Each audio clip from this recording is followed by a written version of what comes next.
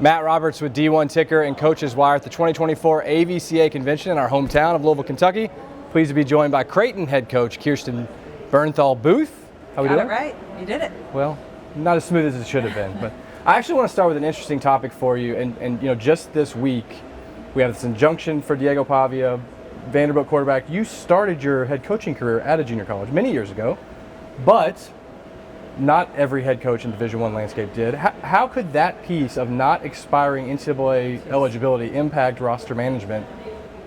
Well, I think there's a lot of facets to it. And we don't know the full story. I mean, yeah. we don't know how it's going to apply, but presuming it does apply to all. Right.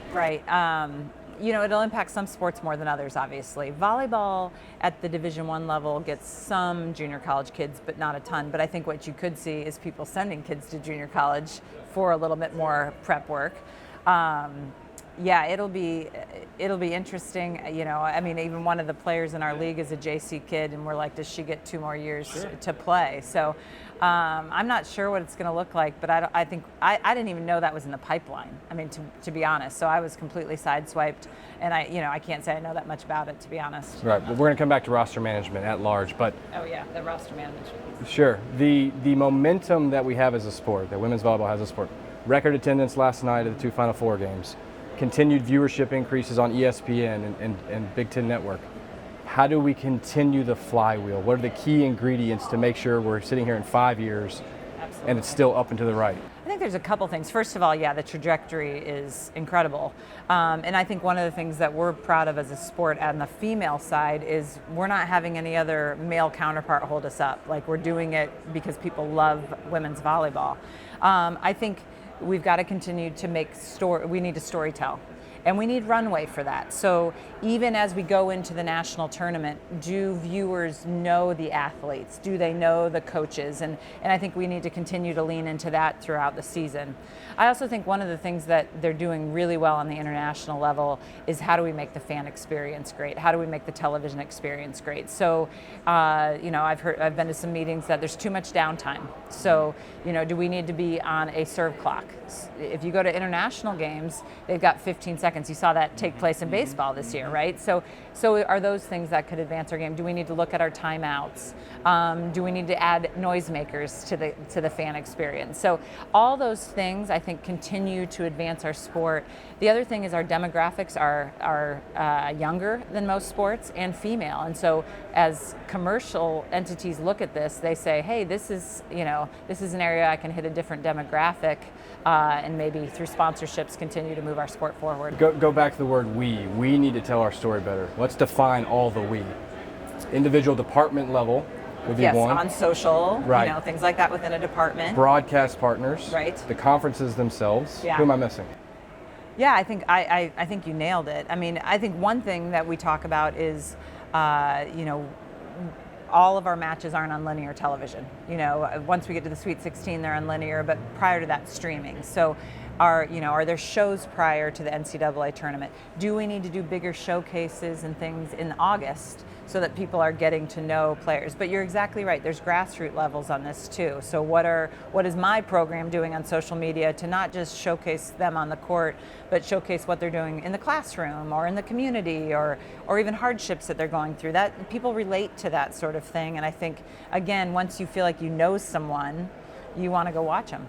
Let's take just the Omaha marketplace and community for your student athletes and the explosion of, in the last decade, social media, and now we have NIL. Is there a deeper connection, at least in the Omaha community, between your student athletes and adolescent to younger girls who are playing volleyball, or the marketplace as a whole because of social media? It's a good question. I mean, I would say there's definitely a stronger relationship than 10 years ago. What are the factors? Is it our success? Is it because our camps have gotten bigger? But there's no question that I think social plays a part in it. You've got, within a community, kids come to camp, they get to meet their camp coach who happens to be a player, they start following them on social, so all these things I think are tied together. Have you changed your own personal approach to social from a creation standpoint? I'm serious. Yes, it's interesting because I'm more on Twitter, and I need to be more on Instagram, right? And so I'm trying to go there because that's what teenage kids are on. And I look at a lot of times from a recruiting standpoint, how do we do that? So our social people who are much younger than I am are really good on the Instagram, on the TikTok. I'm not even on TikTok, probably should be, but our program is on TikTok, and we always have people trying to come up with creative things, and actually our followers have gone exponentially, and it really doesn't have anything to do with me. It's some other people in our program that are doing a great job. You rolled off a bunch of potential rule changes. Which do you feel most passionately about would improve that fan experience and the viewer experience? Oh, that's a good question. I think first and foremost, I want to go to television. I was in a meeting yesterday, and I want to, one of our questions was, what helps you? What helps you keep it in that 2-hour window? So one of the things that one of the people threw out was in fifth games, there's too many timeouts. We need those timeouts early in the game, but by fifth game, we've done our timeouts. We need one timeout per coach, per team. So I think coaches would get on board on that, I think, especially because we have challenges, which effectively can be a timeout. I'm really intrigued by the serve clock. I haven't done it, but what I've heard at the international level from people that I've spoken with is that the players pick up on it quick, and it just moves the game along. One of the things we've done at Creighton this year was we got an MC at all of our games, and that really advanced our fan experience. So encouraging people to, what can you do to engage fans? Now that we have video boards, are you making it interactive? But I think as coaches, especially for people that are building programs, you need to go to the grassroots level and get people in the stands. We get so focused on just winning, or trying to the performance of our team, but part of our job as coaches is to create a fan base. And once you get big enough, maybe it's kind of there and other people are around to do it. But when I started at Creighton, we were 3-23 and we had about 50, and we were thinking of all these creative ideas to try to get people in the stands. So I think as coaches, we need to take some ownership in that. Okay, so let's talk about the modern landscape of roster construction. A lot of tentacles to it. In the macro media landscape, football coaches, men's basketball coaches, some women's basketball coaches, baseball coaches, drive the narrative of what's happening from a tampering standpoint, real or fake NIL standpoint. So in the volleyball marketplace, how do you view the transient nature now of the student athlete experience, and what's, I'm not even going to say fair or unfair, I'm not going to say ethical or unethical, all subjective terms I suppose these days. What's it feel like out there right now? It's interesting. We never had the year that you had to sit out in volleyball. So you could make the argument our rules haven't changed, but what has changed transformationally, they've changed in some, you can go within league, there's those nuances, is it's so normalized. It used to be a really big deal to transfer, and now, it's very commonplace. So I think that's one big thing is that, and unfortunately a lot of kids don't land. They go on the portal and there's not opportunities. Yeah, sure. There's not opportunities for them. Again, that goes to roster management. And then with the house settlement and the rev share piece and the collective piece, all these different things, the short answer is it's different than last year. This year's different, and next year's probably going to be way different. Money's jumped exponentially. And I know that's every sport. That it went from this dollar mark that you're hearing, and then you're hearing schools this year are doing this. So you are seeing. And a year ago, you couldn't tell a kid an amount of money, and now you can. So, and we're all kind of navigating these things, and a lot of people don't even know if they're getting rev share. Even at the P4 schools, they don't even know if they're getting rev share yet. So I think we are really at the fledgling level of what's going on. So, it is interesting talking to coaches, and one week they're saying, I don't think I'm getting rev share, and then, I'm going to get this small amount. It's such an evolution right now. What was the earliest date this season that, and you have a daughter playing as well, that either one of your student athletes, your daughter or her network or your coaching network, earliest date in the season that you heard talk of somebody's already tampering with somebody? We talking September, October? No, I would say that's more, I heard it more last year than I've heard it this year. Okay. I know it's going on.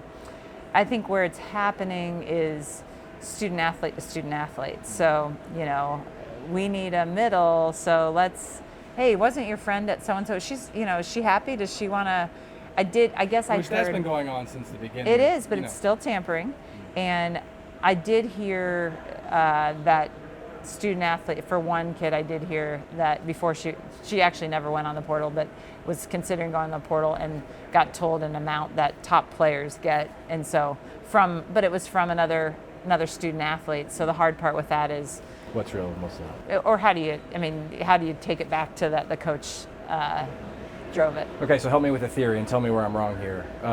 As all these nuances impact talent, the migration of talent, at the end of the day, is playing time still not the ultimate currency? Or are there student athletes in the sport of women's volleyball who right now are not playing a ton and are still fine with full scholarship and whatever I'm getting from a collective, and therefore that, they're not going to go from P4 to mid-major or mid-major to low major? How much of that is happening? I think all those are the case in different scenarios. I've definitely talked to athletes that have said, I just want a different experience. Money is not going to drive me, and I'm going to go. There's also athletes that are at schools, very, very high-level schools. I'm assuming they're getting money and they're staying put. But that doesn't mean they're staying because of the money. Maybe they have stayed because they're enjoying the experience, and they're buying into the fact that even though they're not on the court, they're contributing to a great team. So I think everyone's narrative, everyone's story is different. And I've talked to people that I talked to one young woman that she's very low income and she can impact her family. And so she was going to go where she could get money. All those stories are okay. I actually appreciated the transparency as compared to people like, no, money doesn't matter. And then you find out, well, they went to the highest bidder. So I think there's different reasons, for a lot of different kids. I suppose I get frustrated with this general narrative of like, oh, well, insert Power 4 program and insert sport. They can just stockpile talent. Well, student athletes want to play. Yes. They don't want to sit. Now, there's other factors, as you mentioned, that could keep them on a campus, but it's such a lazy argument, in my opinion. Yes. I think what I would say is I think if in volleyball, our roster size isn't big enough that there's going to be huge stockpiling. But let's say that a school does stockpile, then they just might have more kids on the portal. So I think the initial feel is that maybe they'll be able to get those, maybe those top 10 kids out of high school. But the fact is, a lot of those kids, if they don't play right away, you're exactly right. Not only do they want to play, they probably can they can go somewhere and still get a lot of money. I also worry about the long-term effect of if you transfer a couple times, who cares about you at the end of the day? What alumni network are you really plugged into? Yeah. Which coaching staff is really 5 years down the road going to want you to come back when it's... Yeah, I think for those of us old timers, that's the college experience, Sure. right? That's part of what's important to what we're. But there's long-term value to that to do. somebody's life. For sure, but we'd be naive if you don't have coaches saying it's getting more transactional. And I think there's many of us that are like, that's not why we got into coaching. So I think you're going to have you see it now. You have programs that are really transfer heavy. You have programs that don't have any transfers, and then you have those of us, and I'm in this, that kind of have the middle. A lot of kids that stay the whole time, but then you'll add transfers based on some needs. So, everyone's formula is going to be different, and I think it'll be interesting how it continues. You noted where some programs are saying we have rev share, we have house settlement money that we can already allocate. Some are saying, well, we haven't been informed yet. Well, there might be a delay in the case. We all are sort of waiting on those results. What's the aptitude of your student athletes understanding this? What are you saying to your student athletes about this? And if you do end up with rev share money, how will they react? That's a great question. I don't know if I have a great answer to that. I don't know how much the student athletes know. I would guess, we talk to the players more of what we're going to be able to provide from a collective standpoint. I haven't really talked to them too much about house yet because I want to be able to tell them what we're doing if that were to be the case, and we're a little bit of a work in progress. Interesting. student athlete, like you mentioned, student athletes talk, and they're on social media, so they're consuming. There's undoubtedly they're consuming something about it from they're somewhere. They're consuming it from TikTok, which is not always the best source of information, unfortunately. No, you're right. You're right. Let's go back to that attendance trajectory piece for a second.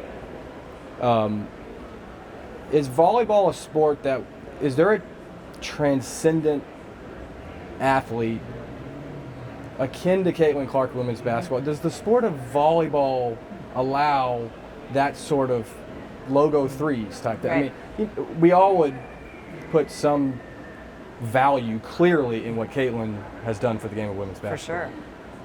Can volleyball have the same?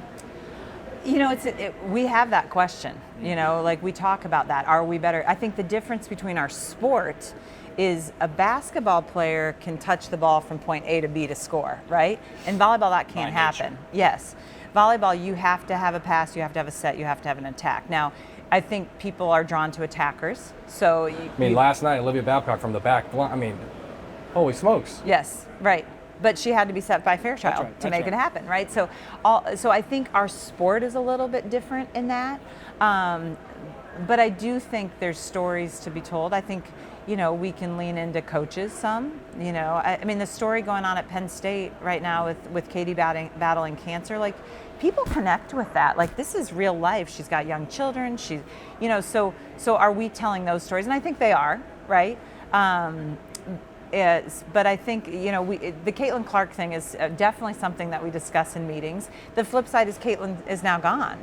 So how does that affect women's basketball going forward? So how do we make sure that we're not tied to a player, you know, that we can continue to build more narratives? When we talked to you this time last year in Tampa, you said, I actually don't agree with the philosophy of advising prospective student athletes to choose a program because of the school and not the coach. Still feel that way? I do. Yeah. I do. And obviously, I mean, it's not one or the other. You want to pick a school that you're happy with. I mean, if you don't like the school, you don't like the proximity, whatever reason, you shouldn't go there. But I just think, especially at the Division I level, the hours that we put in, and if you are not led by a humane person that truly cares about you, we can destroy you.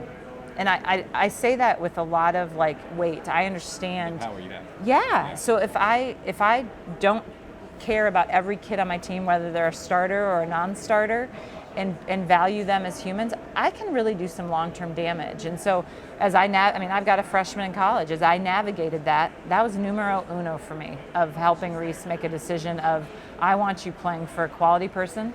You know, hopefully you can go to a place that you can contribute, but if you don't, I want to know that you're going to be taken care of. Okay, next year in Kansas City, we're going to do a three-peat, and we'll have 3 years of conversations to look back on. All right. Well, I'm hoping we're trying to play. I'm sorry. Kansas Good point. City. Fair point. And you've been daggone close, so good luck. Thanks for joining us. It's my pleasure. Thanks for having me. You're welcome.